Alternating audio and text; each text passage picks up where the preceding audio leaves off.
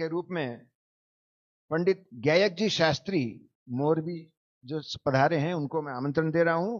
वे प्रस्तुत करेंगे गेयाकार ज्ञान में अनुभूति, आत्मानुभूति। गायक जी से मेरा पहला परिचय है, नाम तो सुना था, जैसे हम लोगों ने गायक का नाम सुना हुआ है लेकिन अनुभूति नहीं की है, तो हमें वो करना है। तो आइए हम सुनते हैं गायक जी से कि गेयाकार ज्ञान में आत्मानुभूति किस प्रकार है। गायक जी। गायक जी अपनी बात शुरू करें, उसके पहले बता दूं आपको मैं, इस अंतिम चर्चा के पश्चात में हमारे जो युगल वैभव प्रदर्शनी बनाई गई है उसका उद्घाटन होगा। श्रीमान रमेश भाई जी मुंबई के कर कमलों से होगा। बहुत सुंदर तैयारी की है, बहुत अद्भुत उनमें वाक्य हैं, बाबूजी के कोटेशन है, जीवन परिचय है, आपको देखने को मिलेगी। तो हम उसका उद्घाटन करेंगे। उसके पश्चात में आप भोजन के जा सकते हैं। दिन में 2 से 2:15 तक आध्यात्मिक पाठ होगा। कुछ प्रश्नोत्तर भी आ गए हैं इन दोनों वक्तव्य के पश्चात। तो हम प्रयास करेंगे दोपहर के सत्र में हम वो शंका समाधान करेंगे। और आप दिन में भी सुंदर अनुभूति के सोपान विषय पर चर्चा होगी। 4 वक्ता होंगे और चारों वक्ता श्रेष्ठ वक्ता हैं। चर्चाएं होंगी, आपको बहुत लाभ मिलेगा, आप उसका बराबर लाभ प्राप्त करें। पुनः निवेदन, जो स्थानीय हमारे श्रोता हैं वे यहीं रहें, भोजन का लाभ लें और वापस यहीं पर विश्राम करके तैयार हो जाएं और दिन में लाभ लें, ऐसा आपसे निवेदन है। संजय जी दीवान से निवेदन भी, आपका स्थान खाली है, बहुत देर से, अच्छा नहीं लगता स्थान खाली लगता है तो, और आपकी सीट है, वो पहले भी बुलाया था, आप उसमें कहीं बाहर चले गए थे, आपसे आग्रह आप यहाँ पर स्थान ग्रहण करें। संजय जी दीवान सूरत। और निवेदन है भाई गायक जी जो विगत कई वर्षों से जिन शासन की प्रभावना कर रहे हैं, या नैरोबी लंदन भी जाकर आप प्रभावना करते हैं और वे वर्तमान मोरबी में रहते हैं, वे अपनी बात प्रारंभ कर रहे हैं।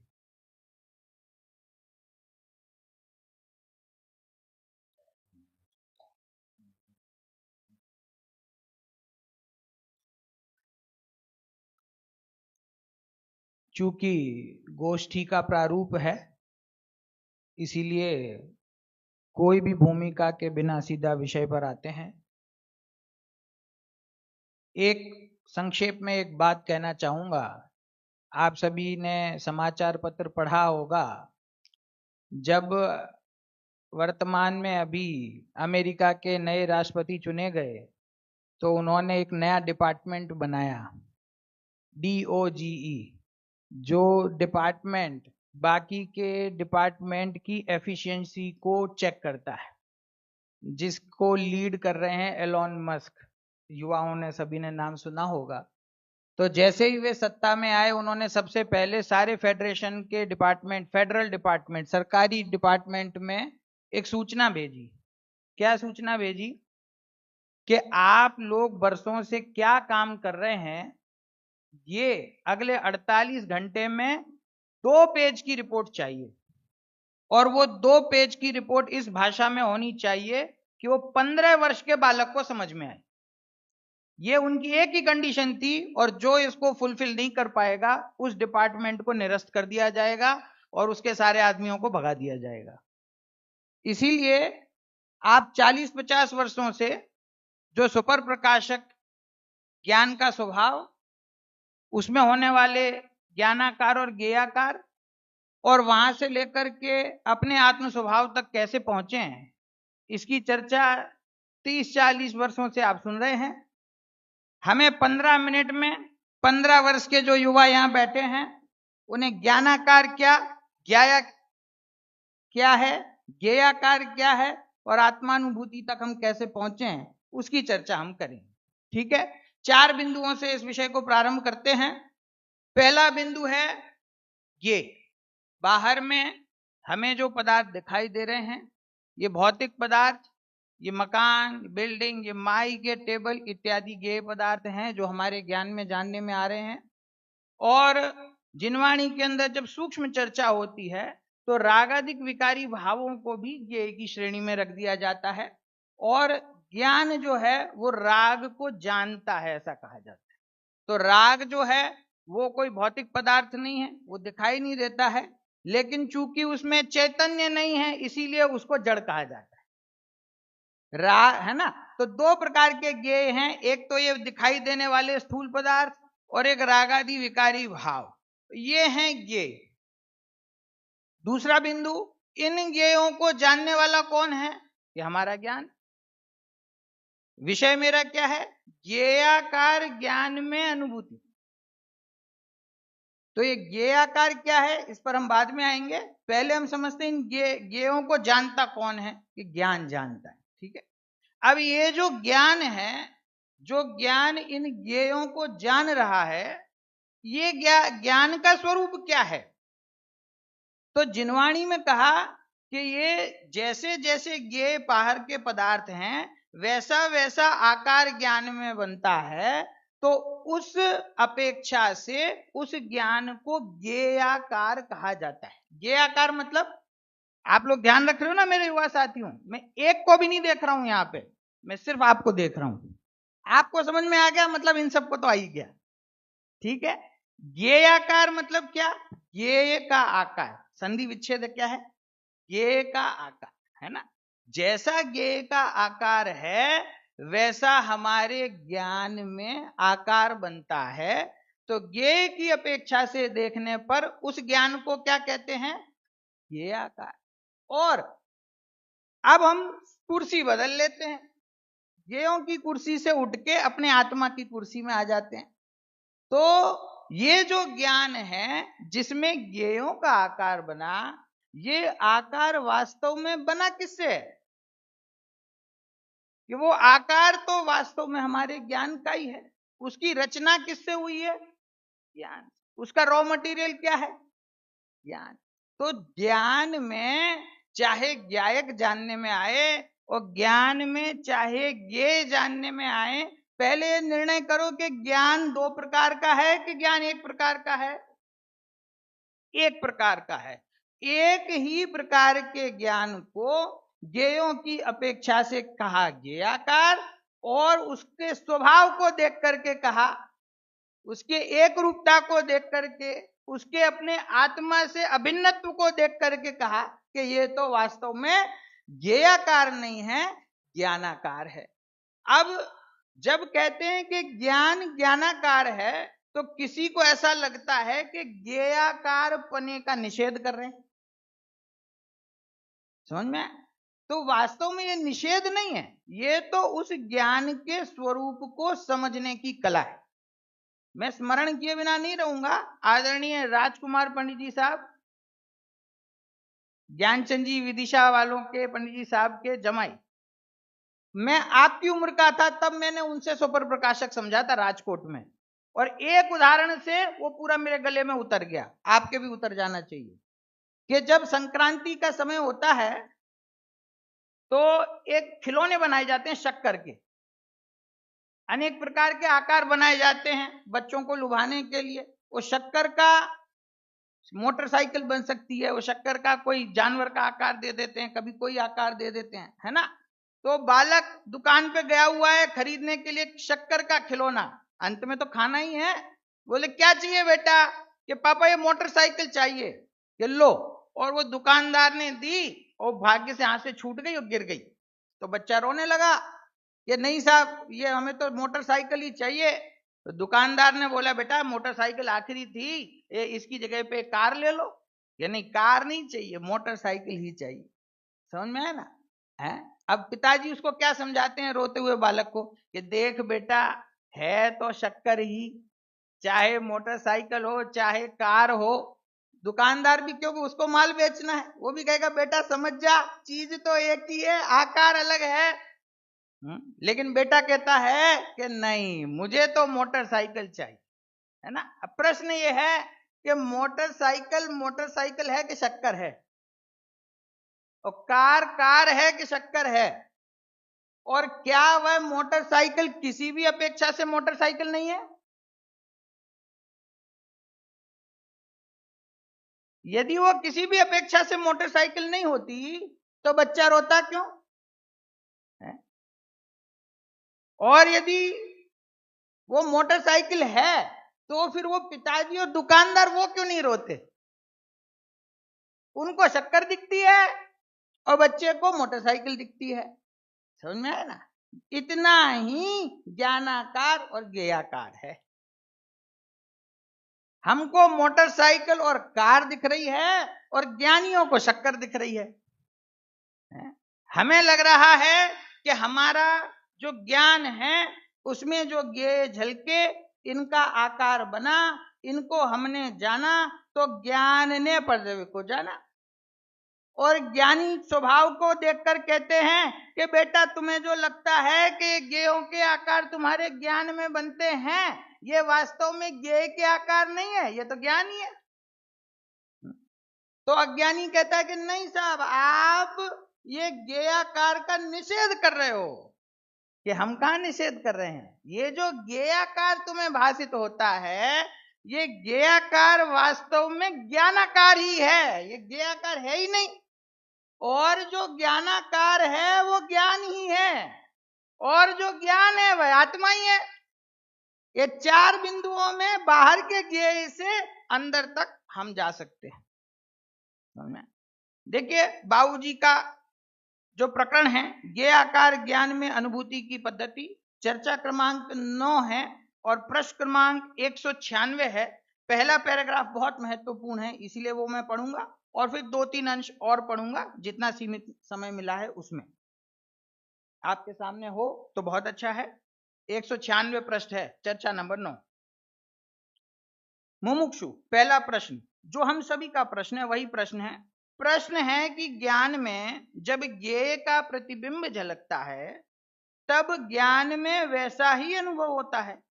उस समय आत्मा की अनुभूति कैसे करनी चाहिए? हम सबकी परेशानी क्या है कि हमारे ज्ञान में हमेशा ये ज्ञेय पदार्थ ही झलकते रहते हैं और हमारा उपयोग निरंतर बाहर रहता है। अब यहां से खिसक के अपने आत्मा तक हम कैसे पहुंचे? कोई भी प्रकरण में स्वाध्याय में लेता हूं, चर्चा हम करते हैं, सबसे ऊर्ध्व क्या होना चाहिए कि हमें हमारे स्वभाव की प्राप्ति कैसे हो, इस बात को ऊर्ध्व रख के बाकी सारी चर्चा करना चाहिए, नहीं तो सारी चर्चा व्यर्थ है। तो प्रश्न क्या है? ये सुपर प्रकाशक की आप सबने सुना होगा वर्षों से, ये चर्चा इतनी प्रसिद्ध और चर्चित क्यों है? इसका कारण क्या है? इसका कारण यही है कि जब परद्रव्य से हटकर मैं अपने स्वभाव की ओर आगे बढ़ने का प्रयत्न करता हूं तो मुझे मेरे ज्ञान में अनेक ज्ञेयाकार दिखाई देते हैं और उसकी वजह से मेरा उपयोग अपने स्वरूप में स्थिर नहीं हो पाता। तो अब इसको कैसे स्थिर करें? यही तो परेशानी है। कैसे उसको स्थिर करें? कि देखो, उपयोग अस्थिर इसलिए है क्योंकि तुम अनेक प्रकार के ज्ञेयाकारों को देख रहे हो। यदि तुम्हें यह बात समझ में आ जाए कि ये जो अनेक प्रकार के ज्ञेयाकार हैं, ये अनेक प्रकार हैं ही नहीं, ये तो एक अखंड अभेद ज्ञानाकार है, ये बात समझ में आएगी तो भेद से दृष्टि हटेगी, परद्रव्य से दृष्टि हटेगी, ज्ञेय से दृष्टि हटेगी और अपने ज्ञान स्वभाव पे आएगी। अभी कहानी पूरी नहीं होती। जब ज्ञान स्वभाव पे दृष्टि आएगी तो कहते हैं कि जो ज्ञान है ये किसका है? ये ज्ञान है, ये कौन है? कि ये जो ज्ञान है ये ही मैं हूं। वो उस ज्ञान में, वो ज्ञान जिससे अभेद है, ऐसा अपना आत्मा, ऐसा अपना ज्ञायक, वो ज्ञायक का आकार जब ज्ञान में तुम्हें दिखाई देने लग जाएगा तो सारी तुम्हारी जो आकुलता है, जो सारा तुम्हारा विकार है, सारी चिंता है, वो मिट जाएगी। देखिए क्या उत्तर दिया बाबूजी ने। ज्ञान में ज्ञेय का प्रतिबिंब झलकता है, ये बात कही जाती है, ऐसा है नहीं। ज्ञान में ज्ञेय का प्रतिबिंब झलकता है, ये बात कही जाती है, ये व्यवहार है, ये निश्चय नहीं है। क्यों? अब देखो कितना कठिन लगेगा आपको, क्योंकि ज्ञेय का कोई प्रतिबिंब ज्ञान में नहीं आता। ये मेरे शब्द नहीं है, बाबूजी कह रहे हैं। यहां पे मेरा भाव हो रहा है, आदरणीय अभय जी भाई साहब बैठे होंगे, उन्होंने कहा था सुबह प्रवचन में कि मैंने पूज्य शब्द हटा दिया साहित्य की मर्यादा को देखते हुए। मैं लगाना चाहता हूं एक बात, पूज्य बाबूजी कह रहे हैं कि ज्ञेय का कोई प्रतिबिंब ज्ञान में नहीं आता, ये ज्ञेय का प्रतिबिंब ज्ञान में आता है, ये कहना व्यवहार है। देखिए आगे बढ़िए। प्रतिबिंब अर्थात जो प्रतिभास है, प्रतिबिंब माने प्रतिभास, जो प्रतिभास है वो ज्ञान ही है और वो ज्ञानाकार है। अब देखो जादू जो आज तक हम नहीं समझ पाए वो अगली लाइन में है। ज्ञान ने स्वयं निरपेक्ष भाव से ज्ञेय से अत्यंत निरपेक्ष रहकर उसकी रचना अपनी सामर्थ्य से की है। क्या हुआ? ज्ञेयों के आकार जैसी जो रचना है जो हमारे ज्ञान में हुई, वो ज्ञान की रचना इसीलिए नहीं है क्योंकि सामने उस प्रकार का ज्ञेय मौजूद है। गुरुदेव के प्रसिद्ध वाक्य हैं, ज्ञेय से ज्ञान होता है ऐसा नहीं है। गुजराती में बोलूं, ज्ञेयથી જ્ઞાન થાય છે એમ નથી, જ્ઞેયનું જ્ઞાન થાય છે એમ નથી। ये ज्ञेय से ज्ञान नहीं होता, ज्ञेय है इसलिए ज्ञान नहीं होता। ज्ञेय का जैसा आकार है, यदि उसके कारण से ज्ञान का वैसा आकार मानोगे तो एक आप लोगों ने किसी ने सुना हो ना सुना हो, एक न्याय का विषय है जिसमें बौद्ध मती से चर्चा होती है। आदरणीय राकेश जी भाई साहब विराजमान हैं। तदुत्पत्ति और तदाकार का नियम है विपिन जी। यदि कोई ऐसा मानता है कि जैसा ज्ञेय है वैसा ज्ञान होता है, जैसा ज्ञेय का आकार है वैसा ज्ञान का आकार होता है और ज्ञेय से ज्ञान उपजता है, तो भैया वो बौद्ध मती है। ये बौद्ध मत का सिद्धांत है, तदाकार और तदुत्पत्ति।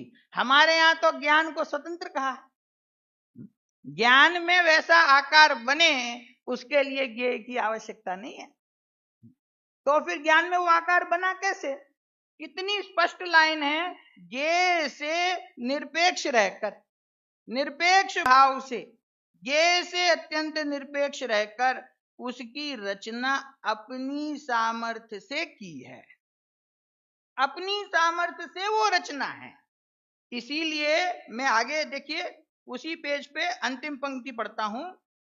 ज्ञान की जो स्वपर प्रकाशकता है, इसमें ये जो स्व प्रकाशन है, स्वपर प्रकाशकता में जो स्व प्रकाशन है, वास्तव में तो स्व का ही प्रकाशन होता है, अर्थात ज्ञान ही जानने में आता है। ये भी व्यवहार है कि ज्ञान ही जानने में आता है, क्योंकि इसमें भी जो अंतर है, भेद है, उस भेद में अनुभूति नहीं होती। देखो ज्ञानी हमको कहाँ ले जाना चाहते हैं, आचार्य देव हमको कहाँ ले जाना चाहते हैं और हम कहाँ अटके हैं। वो कह रहे हैं ज्ञान ज्ञान को जानता है, ऐसे भेद में भी अनुभूति नहीं होगी। और हम कहते हैं कि नहीं महाराज मैं तो परद्रव्य को जानूंगा क्योंकि परद्रव्य को जानना मेरा स्वभाव है। वो कह रहे हैं ज्ञान ज्ञान को जानेगा, ऐसा विकल्प भी जब तक चलाते रहोगे तब तक भेद पड़ा रहेगा वहां पे, और उस भेद में विकल्प खड़ा होगा, इसीलिए निर्विकल्प अनुभूति नहीं होगी। तो क्या है, इसीलिए ज्ञान जानने में आता है, माने ये सबका सब ज्ञान ही है। क्या कहा? सबका सब ज्ञान ही है, अर्थात मैं ही हूं। इस तरह से मैं ही हूं, ज्ञायक ही हूं, चिन्मात्र ही हूं, तो ये इस अनुभूति में चला जाता है। देखो हमारा प्रयोजन क्या है, हमें अपने स्वरूप को प्राप्त करना है। अब जो हमारा स्वरूप है वो तो प्रकट ही है, जैसे छह द्रव्य जगत में अपने अपने गुण पर्यायों सहित मौजूद है, ऐसा ज्ञायक स्वभावी भगवान आत्मा भी मौजूद है ना। उसके अनंत गुण मौजूद हैं, उसका ज्ञान मौजूद है, उस ज्ञान का सुपर प्रकाशक स्वभाव मौजूद है। ये तो सब प्रमाण की व्यवस्था है, मौजूद है। इसमें से अपने प्रयोजन की सिद्धि कैसे करना, कि जिस ज्ञान में तुम्हें ये आकार नजर आ रहा है, उस ज्ञान को ज्ञेयों से भिन्न निरपेक्ष ज्ञानाकार रूप देखने की दृष्टि को डेवलप करो। देखिए सारी तकलीफ कहां है, मैं एक वाक्य में बताता हूं कि हम जब भी आत्मा की बात करते हैं, जब भी हम अपने त्रिकाली स्वभाव की बात करते हैं, हम हमेशा उसे किसी ना किसी संयोग, किसी ना किसी अपेक्षा से देखना चाहते हैं, और इसीलिए वो त्रिकाली ध्रुव भगवान निरपेक्ष आत्मा हमारे पकड़ में नहीं आता। तो सबसे पहले क्या सुधार करने की जरूरत है, जिस वस्तु को भी देखो जगत में, उसको उसके स्वभाव से देखो। दादा आदरणीय भारेल जी, छोटे दादा फल खाते थे, तो कभी मुमुक्षु जिनके यहाँ भोजन होता है वो क्या कहते थे कि दादा आप ये फल ले रहे हो, थोड़ा इस पे मसाला डाल देते हैं, मसाला डाल देते हैं ना, नमकीन थोड़ा सा अच्छा लगेगा आपको। दादा कहते थे फल है मीठा, तो मीठे फल को मीठे रूप में खाने दो ना, उस पर नमक क्यों डालते हो। हमारी आदत क्या है, मीठा खाएंगे तो नमकीन मिलाना है, नमकीन खाएंगे तो बूंदी का लड्डू चाहिए, बूंदी के लड्डू, कई तो राजस्थानी मैंने देखे एक बूंदी का लड्डू ऐसा चूरा करते हैं, उसमें नमकीन मिलाते हैं और फिर खाते है कि नहीं। बूंदी के लड्डू में सेव मिला के, है ना, क्यों, जैसी वस्तु है वैसा उसको ग्रहण करने का अभ्यास नहीं है। ज्ञान की बात करते हैं तो ज्ञेय को मिलाता है, ज्ञेय की बात करते हैं तो केवल ज्ञान को याद करता है, आत्मा की बात करते हैं तो राग को मिलाता है, राग की भिन्नता बताते हैं तो कहता है सुपर प्रकाशक स्वभाव है, उसको सब कुछ मिलाना है। निरपेक्ष वस्तु है, इसको निरपेक्ष देखने की पहले अपने अंदर आदत डालो। जब ये आदत पड़ेगी कि वस्तु का स्वरूप निरपेक्ष कैसा है वो मुझे समझना है, तो तुम्हें ज्ञान में ये अनेक प्रकार के ज्ञेयाकार दिखाई ही नहीं देंगे। मैं आदरणीय बाबूजी के भावों को बल देने के लिए पूज्य गुरुदेव श्री का 6वीं गाथा के प्रवचन में से सिर्फ 3 पंक्ति पढ़ रहा हूं, आप देखिए। गुजराती में पढ़ता हूं ताकि आपको गुरुदेव के मूल शब्द ख्याल में आए। 6वीं गाथा का प्रवचन है, प्रवचन क्रमांक 22।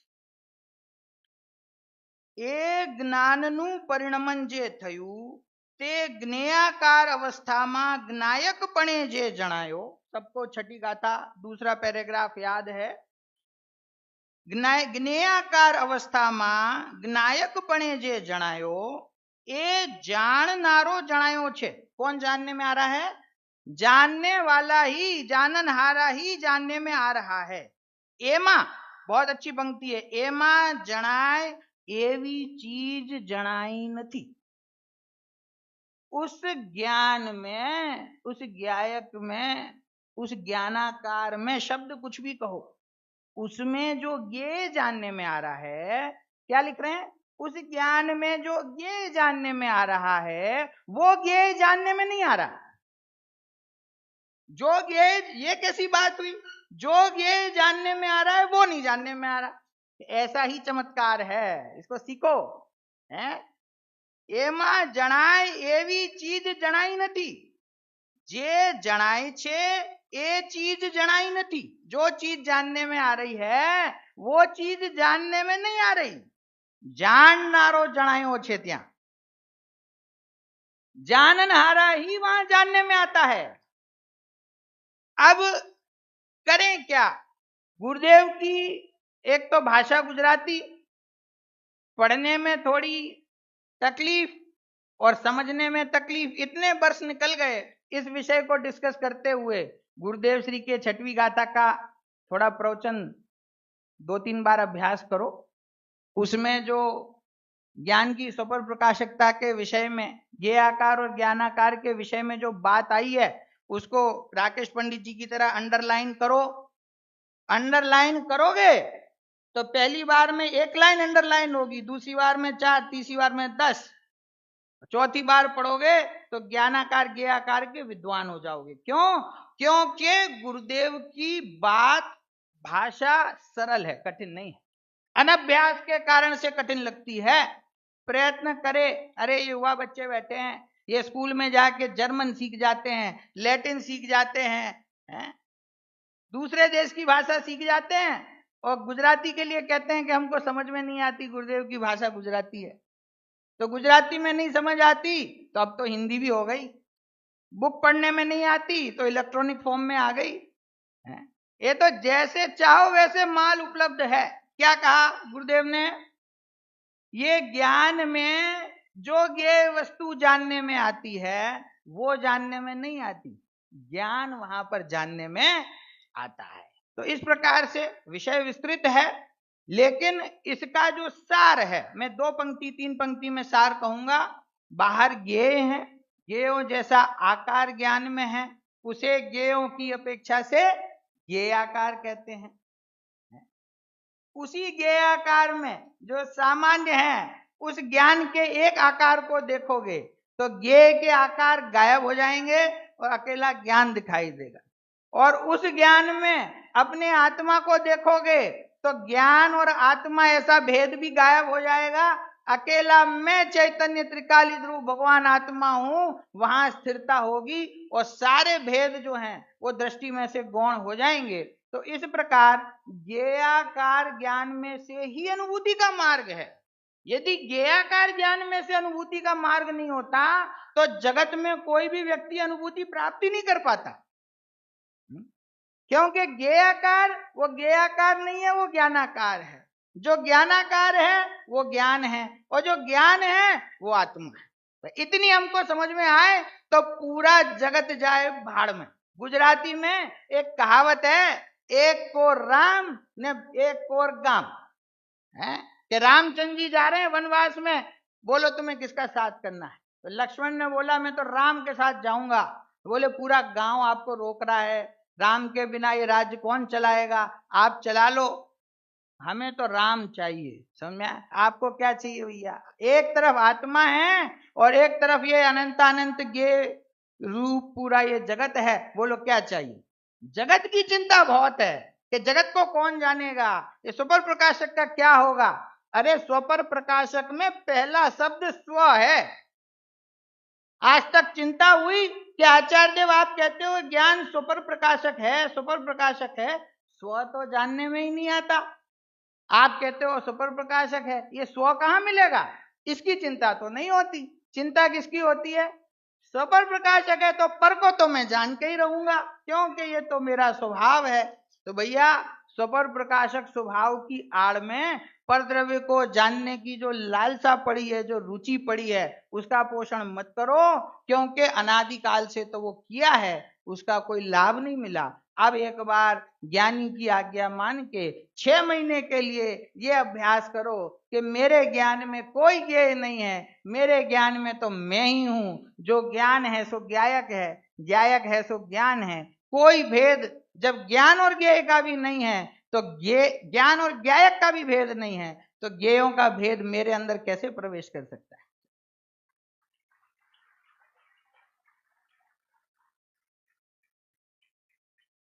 बहुत सुंदर। वास्तव में ज्ञायक ध्रुव ही मैं हूं, और बाबूजी के शब्दों में बाकी सारा जगत मिट्टी। ऐसा चर्चा में आपने सुना होगा कि बाकी सारा जगत मिट्टी में, जगत है ही नहीं, एक ध्रुव ज्ञायक मैं हूं। ऐसी अद्भुत बात इस ज्ञेयाकार में ज्ञान अनुभूति, आत्मानुभूति की चर्चा यहां पर सुनी। आदरणीय महेंद्र भाई जी को कुछ भाव है बोलने का, मैं उन्हें आमंत्रण दे रहा हूं। जय जिनेंद्र। शायद सभी लोग गायक को जानते नहीं होंगे, इसलिए 1 मिनट खाली बैठना। जो गायक है उसको मैं लास्ट 30 बरस से जानता हूँ, 30 इयर्स। हम लोग 1995 में पहली बार लालचंद भाई को सुनने के लिए गए और बाद में हर साल 6 बार जाते थे और 3 बरस तक गए। तब गायक इतना छोटा बालक था और हम जो समझ नहीं सकते थे वो एक गायक समझता था। पूरी सुपर प्रकाशक की बात उस टाइम भी आज वो जो बोला ने वैसा ही उसको मालूम था। तो रियली मैं उसकी प्रशंसा करने के लिए यहाँ खड़ा नहीं आऊं, मैं उसको जो तत्व की रुचि है ने उसका अभिवादन करता हूं। तो उसने बहुत मेहनत की है और आज ये जगह पे आज जो उसने जो एक्सप्लेनेशन दिया है, क्या खरे के गायक, हम लोग बहुत बहुत खुश है कि तूने आज वास्तव में तत्व को जैसा है वैसा प्रतिपादित किया। Thank you very much. और उसके फादर ने तत्व के लिए सागर छोड़ के लालचंद भाई के यहाँ सेटल हुआ, सब कुछ छोड़ दिया, ओनली तत्व। वैसा हमारा जीवन होना चाहिए। Thank you. प्रतिदिन स्वाध्याय मोरबी में कराते हैं गायक जी, गायक की धुन लगाते हैं। अच्छा, जय जिनेंद्र सभी को। मोरबी से मैं आशीष संघवी, इंदुभाई संघवी के सन।